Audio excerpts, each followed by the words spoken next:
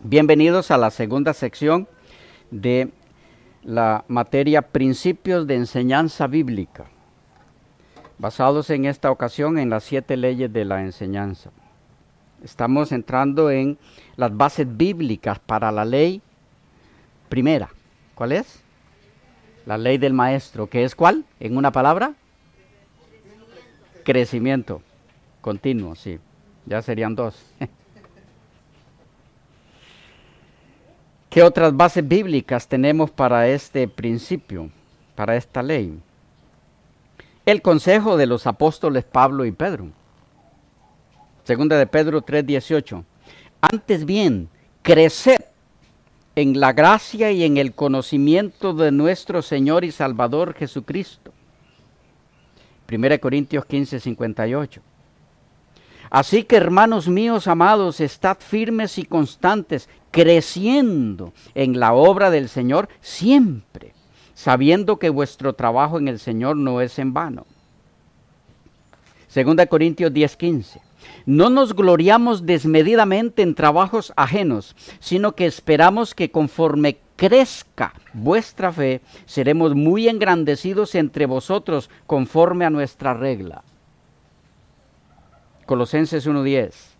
Para que andéis como es digno del Señor, agradándole en todo, llevando fruto en toda buena obra y creciendo en el conocimiento de Dios.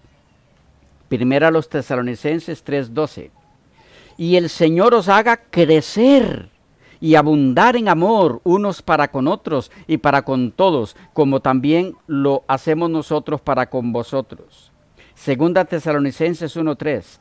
Debemos siempre dar gracias a Dios por vosotros, hermanos, como es digno, por cuanto vuestra fe va creciendo y el amor de todos y cada uno de vosotros abunda para con los demás.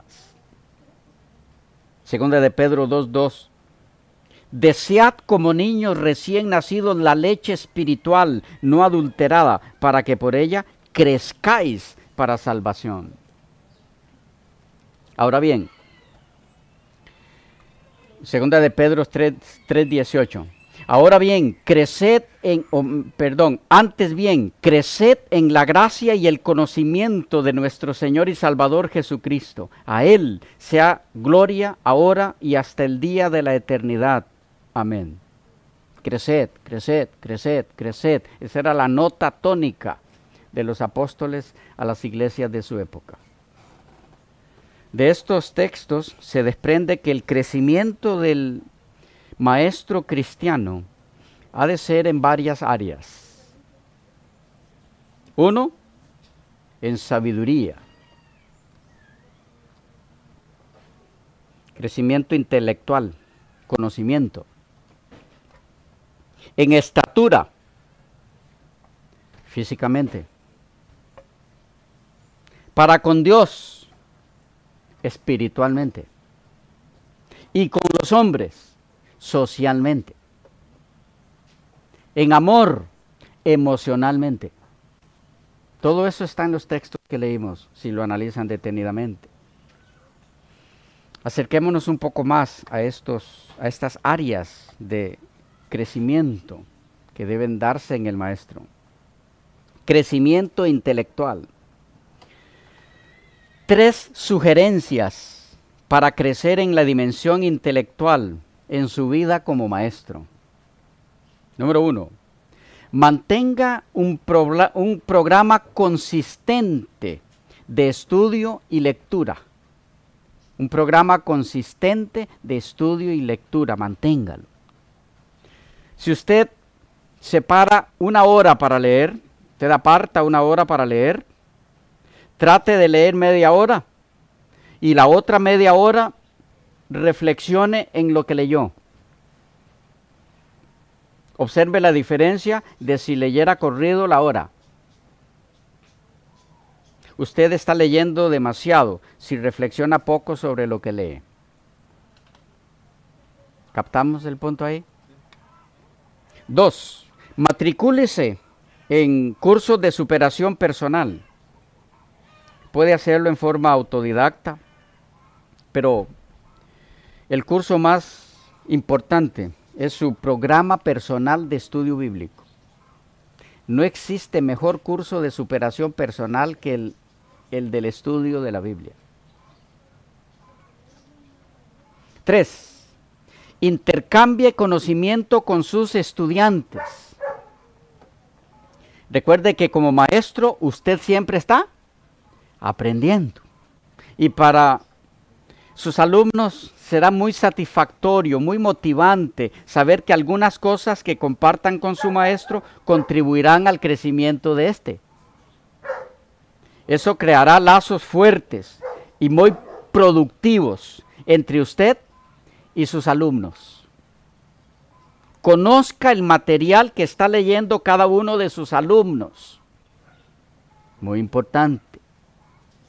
Y de tanto en tanto converse con ellos al respecto.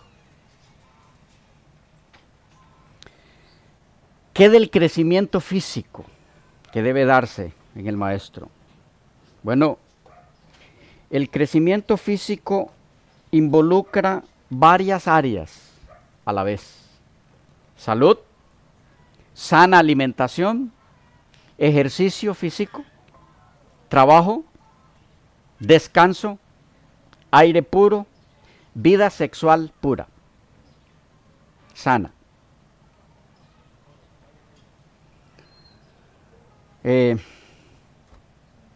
No vamos a dedicar mucho tiempo a esto. Esperamos que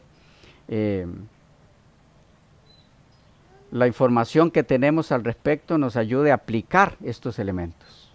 Solo voy a repetirlo.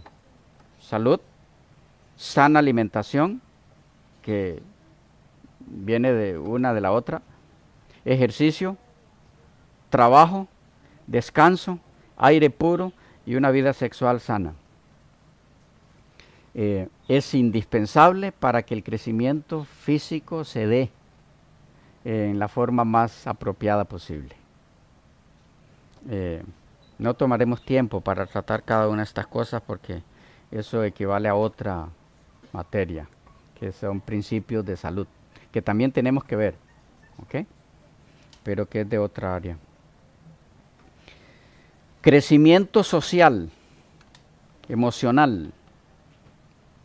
Social, emocional. Las áreas que están implicadas en este crecimiento: amistades personales, amistades grupales, vecinos y familiares.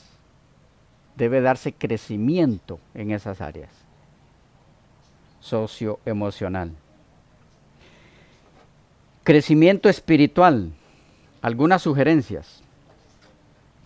Tome tiempo y lugar fijos, definidos cada día para dedicarlo a la lectura de la Biblia. Trate de hacerlo en el mismo lugar.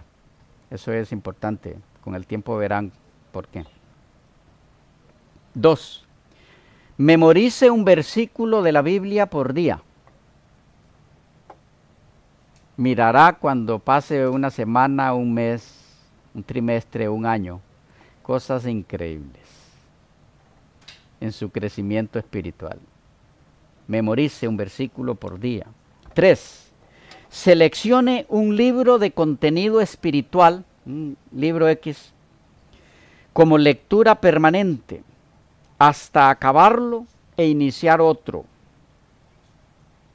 Sugerencia: libros de la hermana Elena de White, o comentarios bíblicos, o introducciones a la Biblia, en fin, libros de contenido espiritual. Continuando con la primera ley de la enseñanza, ¿cuál es? La ley del maestro. ¿Qué es cuál? En una palabra. Crecimiento. Conocimiento en continuo crecimiento. Hay que decir que lo que el maestro conoce, eso es lo que debe enseñar. Bueno, ¿y cómo va a enseñar lo que no conoce? Bueno, usted encontrará maestros intentando, porque no se puede, intentando enseñar lo que no conoce. Pero lo que el maestro conoce, eso es lo que debe enseñar. No se puede enseñar con eficiencia lo que no se conoce. Con esto en mente hay algunas reglas para el maestro, muy importantes. Uno, o una. Cada lección debe prepararse por medio de nuevo estudio. El conocimiento adquirido en años atrás tiene necesariamente que haber perdido algo con el tiempo. Solamente las nuevas concepciones nos llevan a realizar nuestros mejores esfuerzos. Cada lección debe prepararse por medio de un nuevo estudio. No caigamos en el error de que preparé un material hace tiempo atrás y entonces me toca dar una exposición sobre eso, entonces voy, tomo ese material y lo doy y han pasado ya hasta años. Cada lección debe prepararse por medio de un nuevo estudio. No importa, puedo dar eso que tengo ahí, pero repasando todo eso, agregándole, quitándole, en fin, comunico, sí. Debe ser reestudiado eso. 2. Debe buscarse en cada lección las analogías que tienen estas lecciones con hechos y principios más familiares. En estos hechos y principios se encuentran las ilustraciones por medio de las que ha de enseñarse esta nueva lección. Debe buscarse en cada lección las analogías que tienen estas lecciones con hechos y principios más familiares. Yo debo ver cómo en la vida práctica de las personas con las que voy a compartir ese material funciona eso. Si no, estaríamos hablando al aire al exponer. Porque el interés de las personas se pierde cuando no ven cómo pueden aplicar eso que están escuchando a sus propias vidas, sus propias experiencias. 3. Estudie la lección hasta que tome forma en el lenguaje familiar. El producto final del claro pensamiento es el lenguaje claro. ¿Qué quiere decir esto? Repito, estúdiese la lección hasta que tome forma en el lenguaje familiar. El producto final del claro pensamiento es el lenguaje claro. ¿Qué hay ahí? Es muy importante que usted como maestro se exprese equilibradamente. Ahora les explico por qué eso de equilibradamente. En términos que su audiencia le entienda. ¿Ok? Vaya, ¿qué les parece si yo les digo, por ejemplo, digamos que ustedes no tienen tiempo de estudiar la Biblia, están empezando a estudiar la Biblia, a conocerla, dónde está ubicado el Antiguo, dónde el Nuevo Testamento, dónde los Evangelios, dónde las cartas, y entonces yo vengo y les digo, como maestro, hoy vamos a estudiar sobre la Septuaginta. Vamos a investigar por qué los libros apócrifos se encuentran en la Septuaginta.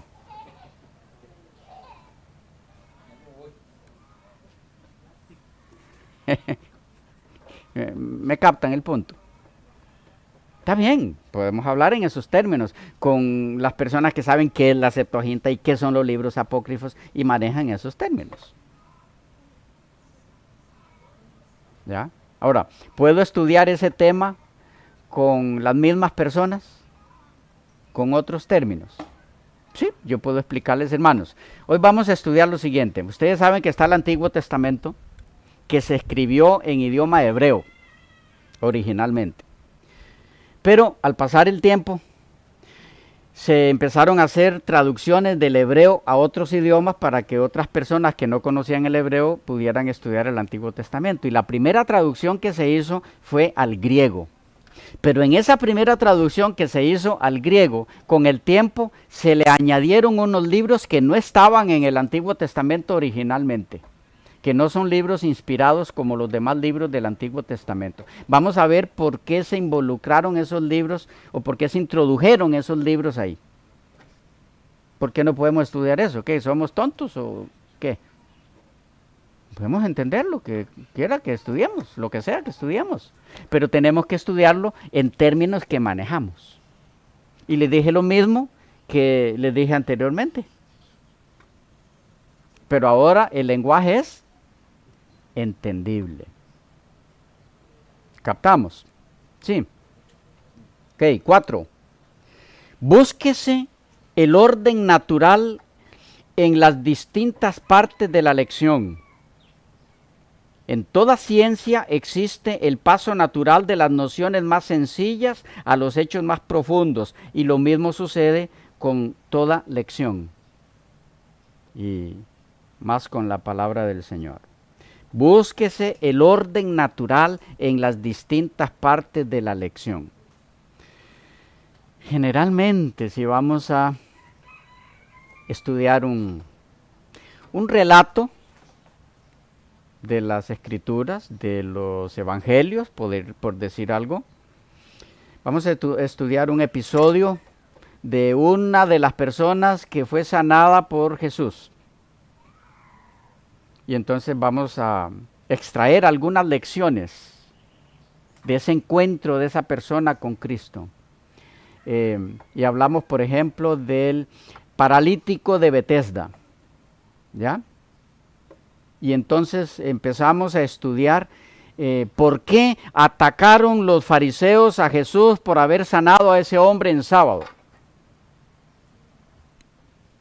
Eso es lo último del relato. ¿Qué es lo primero? Que Jesús llegó y que vio muchos enfermos y que entre esos enfermos estaba él, y el tiempo que tenía de estar enfermo, 38 años, y que intentó muchas veces meterse al agua porque según ellos se sanaba el primero que se metía al agua cuando se movía, etcétera, etcétera. Hay un proceso lógico donde los acontecimientos se van dando. Igual en los diferentes relatos de la Escritura. Entonces debemos permitir que lo que estamos exponiendo lleve ese proceso. No entrar a la casa por la cocina, sino por la sala. Vamos captando. Búsquese el orden natural en las distintas partes de la lección. Vamos a estudiar sobre las 2300 tardes y mañanas de Daniel 8:14. ¿Ok? Entonces, ¿qué es lo primero que necesitamos estudiar? ¿Cuánto abarca 2300 tardes y mañanas, no? No, para nada. No. Porque descubrimos, si lo hacemos bien, vamos a descubrir cuánto abarcan 2300 tardes y mañanas. Pero, ok, 2300 tardes y mañanas, ¿y qué? El santuario será purificado. Pero entonces, pasó tanto tiempo, 2300 años. Sí, pero ¿qué pasó al terminar? Fue purificado el santuario. ¿Y eso qué es? Es que la purificación del santuario consistía en, ¿qué pasó ahí?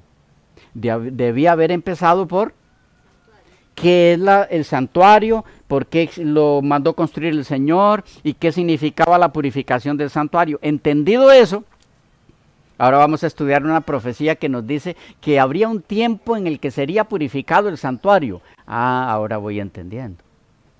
Vamos captando. No importa el tema que usted toque.